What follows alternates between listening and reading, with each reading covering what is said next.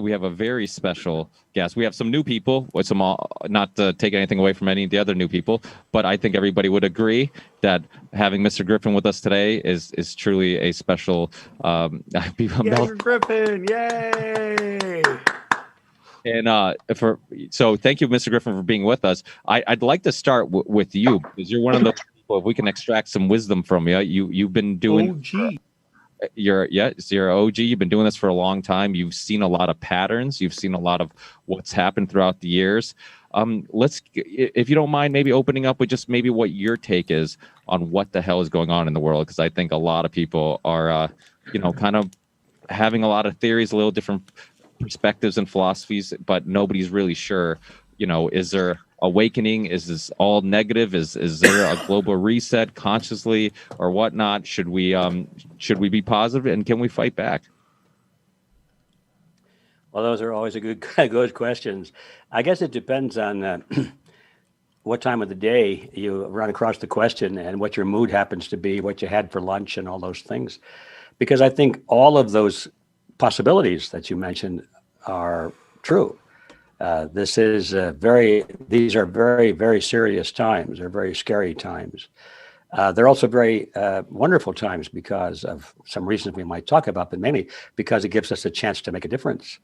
What to do about it is always a factor. One of the problems is that we're always looking for some kind of hope. If we could just have some kind of hope, it seems as though sometimes people are more interested in hope than they are in real solutions. They'd rather have an easy hope than a hard solution. And then there's always a difference of opinion that enters into these things. And I'm looking at this screen full of these bright faces here. I recognize quite a few of you guys, and you all have strong opinions, I know. And I'll bet my bottom dollar you don't agree with each other on everything. That would be sad if you did. It would be so monotonous. But anyway, so all of those go into the background for how do you answer a question like this? What do I think is going on in the world? And what do you make of it? So I guess I'll say what probably has been said many times in the last few weeks by other commentators. And that is that we're coming to a crossroads. Things that have been underway for a long, long time. Strategies, plans, goals, conspiracies have been being played out for as long as I've been on this planet and before. And they're coming to a head. It seemed all of a sudden, I never thought I would see everything come to a head in my lifetime. And it looks like I just might. And so is that good or bad? I kind of think it's good because it means that I don't miss anything important, I'd hate to walk out the door, be carried out the door, wondering how it all turned out.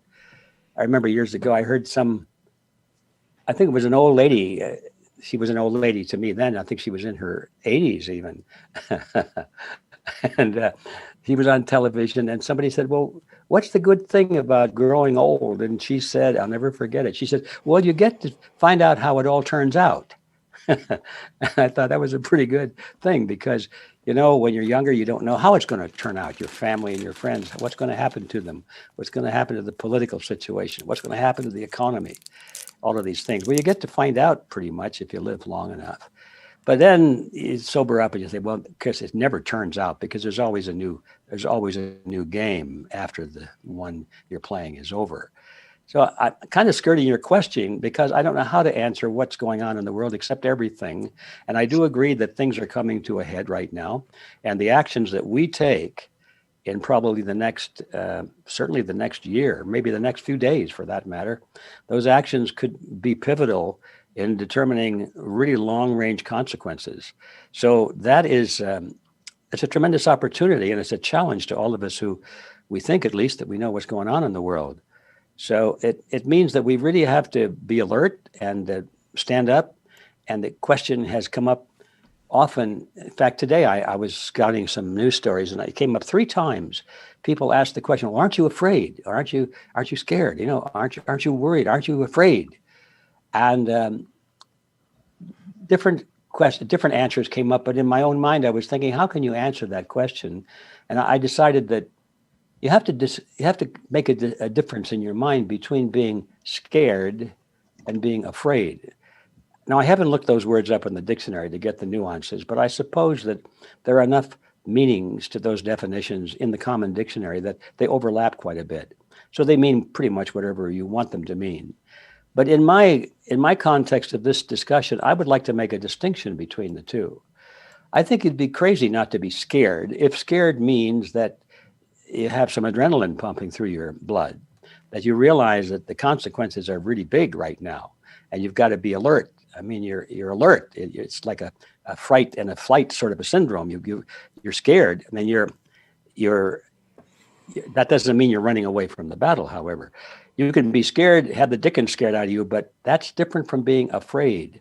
In my context here, I would say that by comparison to being scared or being alert to danger, there's this feeling of being afraid to the point where you're overwhelmed, to the point where you become paralyzed, and you either do nothing or you try and run away from the battle and hide. So it's possible to have the common sense feeling of being very alert and being worried and being concerned and having adrenaline pumping through your veins. But that's not the same as being afraid to the point that you don't stand up and do what you know you have to do. So yeah, I'm scared about what's going to happen in the future, but that doesn't mean I'm afraid. And I hope everybody in this group, and I have to reach out to more people around the world that can make that distinction in their minds. It's sort of like going into battle. Unfortunately, I've never had to go into battle where I had a gun in my hand and had to kill somebody or else be killed by them. I suppose I could have done it if I had to. I was in the military, but fortunately I didn't get that assignment. But it must be, a very horrible thing. You're scared to death that you're going to get killed, but yet you do it because you have to. It's your duty. It's your obligation to your country. You're fighting for principles.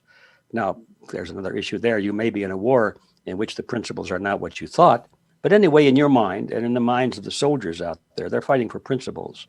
And they may not realize that they're really fighting for politicians or large corporations. But in their minds, they're fighting for something very sacred. They're fighting for their families, for their country, for their traditions, their culture, for their future of freedom. So when you have those kind of goals in your mind, you could be scared, all right. You better be, because you better be alert. Somebody's out to get you. But that doesn't mean you're afraid and you run away from the conflict. So I guess I'd like to just stop with that, because maybe that's an opening concept that people might want to run with.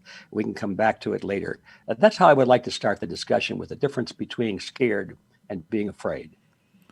Can I ask you, Mr. Griffin, what your thoughts are on the next few days? In other words, no matter what happens in this election, a lot of people like myself are predicting chaos. Is there a scenario where things start to get better after the election? And if there is not that scenario, what do you think is our best case scenario and why? Tough question. I'm not very popular among our supporters when I talk about this election, because I really don't think that the electorate is having much of a choice. I think that what is going to happen has been planned to happen a long, long time ago. And by that, I mean that the master plan of those who want to enslave us, to launch the Great Reset to feudalism, they know that the end game for them to make that happen and to make the public accept it without resistance, especially in the American public, which is quite well armed. The American people are still pretty well armed, and they haven't been able to get rid of our weapons. And so that's a concern to them. How do they get the American people to accept their slavery without feeling that they have to go to the streets with their weapons in their hands? And so they know that their end game is chaos. To do that, they have to frighten and scare, but frighten the American people into wanting security. And so riots are a necessary part of their plan. They must have them. They must have fires, firestorms. They must have diseases. They must have terrorism. They must have the threat of climate change. They must have all of these horrible, horrible things happening to us, so that people are filled with that fear I was talking about a moment ago. and they're paralyzed. They don't know what to do. They're not going to take to action. They, especially in order to bring about this thing rapidly, they need martial law. They've wanted martial law for a long, long time. And so what they're trying to do, I believe, is to create the condition under which martial law is asked for by the American people, asked for by the true patriots, that is demanded by conservative people, patriotic people, good-minded people, because they're so horrified by what they see on the left. They see the firestorms, they see the hatred, they see the concentration camps coming, they see all these things, they see all of that on television, and they're scared to death. They're filled with fear. And you might have noticed that no one in government at any level has made any serious step to quell any of that. They stand back because they want it. They want it to build. They want race war. They want all kinds of war. They want divisions among Americans at all levels, not just race, but religion and ethnic origin and everything, especially class. How much money do you have? What political party are you in? They want conflict. They don't want anybody coming together in unity. They want everybody fighting everybody else. And they want blood in the streets. And they've done nothing to quell that. Now, that's an interesting fact to hold in mind. They stand down for that.